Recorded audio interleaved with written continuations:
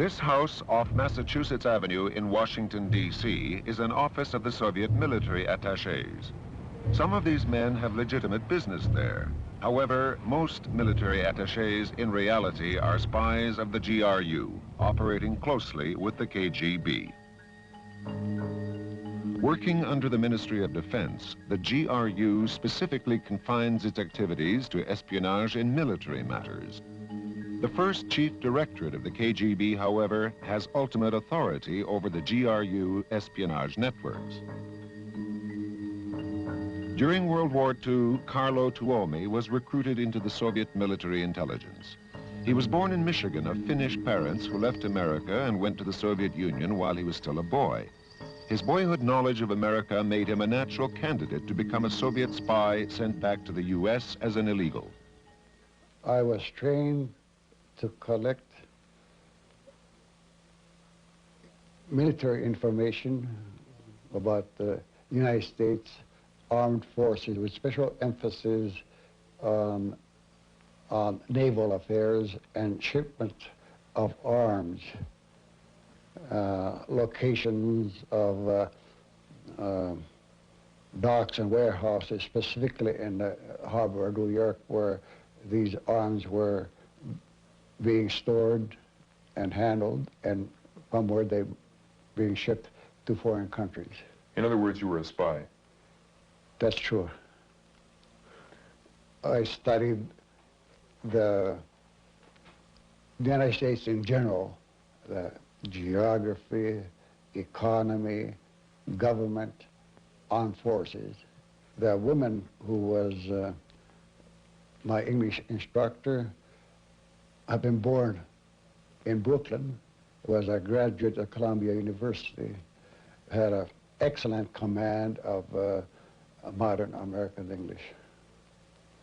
What about the American culture? I mean, how were you trained so that you would feel at home in America once you got there from Moscow? Well, the basic way of getting me into touch with American reality and culture was by showing American movies. From movies, you can learn quite a bit how people behave, how they dress, how they talk. And so that's a very important way to train an agent who is to operate in that particular country.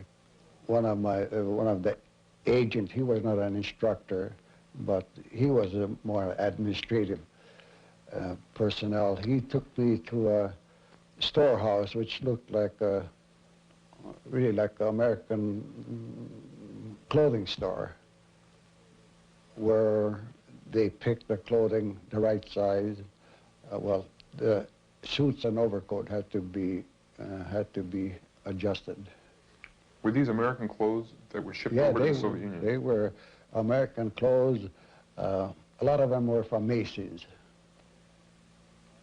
I entered the United States by train.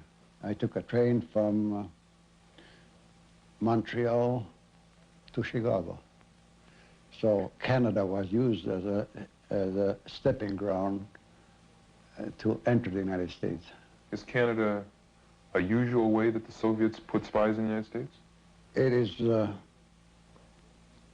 It is considered the easiest way. Soviet agents in the U.S. went to great lengths to create what is called his legend or his cover story. This legend, for the later years where I was employed, especially in New York and in Milwaukee, the Soviet diplomatic intelligence agents had done a lot of groundwork. They had studied these different places. They took pictures from the outside. They had even some pictures taken inside of these places. In Moscow, Tuomi was shown these photographs of a lumber company in the Bronx where he was supposed to have worked, and of a General Electric plant where he was also supposed to have been employed. They have been taken by Soviet diplomatic personnel, in most cases working for the UN. Instructions for me originated in Moscow. and were sent in coded form to Soviet intelligence agents who were posing as UN diplomats. And they were processed by these diplomat spies and then sent to me by letter with a New York postmark. Did you ever get money from Soviet officials working with or for the UN? Definitely. They left the drops, magnetic containers like this. I usually received $3,000 at a time. It was always in advance. Once I received 5,400, which was in advance. This container. How was that container used?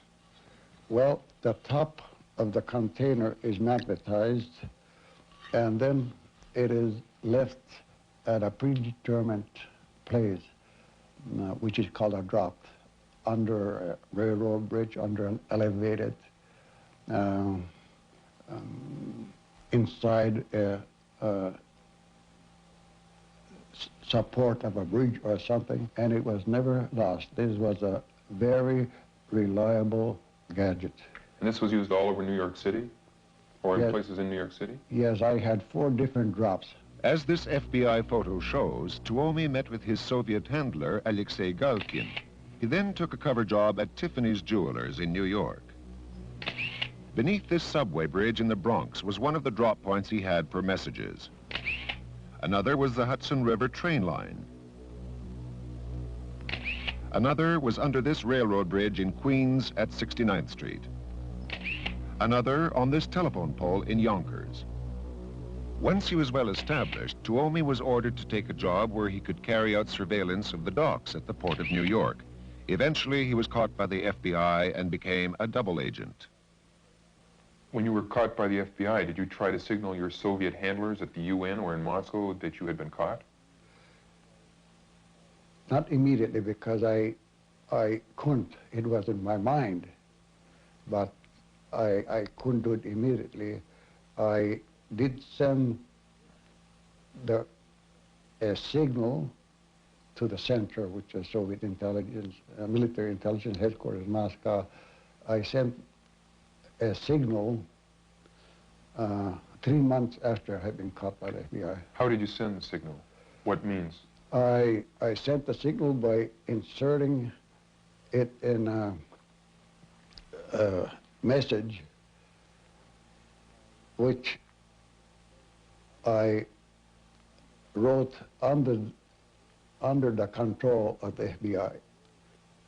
But I got away from the FBI agents for a few minutes to write that message using the washroom.